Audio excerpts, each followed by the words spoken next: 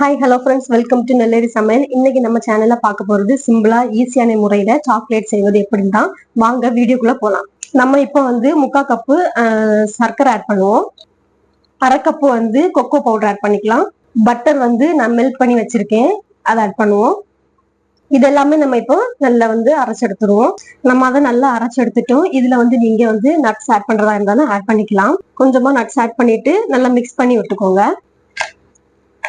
நம்ம இனி அதை வந்து வேற ஒரு ட்ரேக்கு மாத்திடலாம். அந்த ட்ரேல வந்து நீங்க பட்டர் இல்லைன்னா நெய் வந்து ஆட் பண்ணி தேய்ச்சிக்கோங்க. இதுக்கு மேலே நம்ம கொஞ்சம் நட்ஸ் போட்டு விட்டுருவோம். எல்லாமே குட்டி குட்டியா கட் பண்ணிக்கோங்க. இதை நம்ம இனி 2 hours ஃப்ரீசர்ல வச்சு எடுத்து கட் பண்ணி எடுத்துடலாம். பாருங்க ஃப்ரெண்ட்ஸ், நம்ம 2 hours ஃப்ரிட்ஜில் வச்சு எடுத்தாச்சு.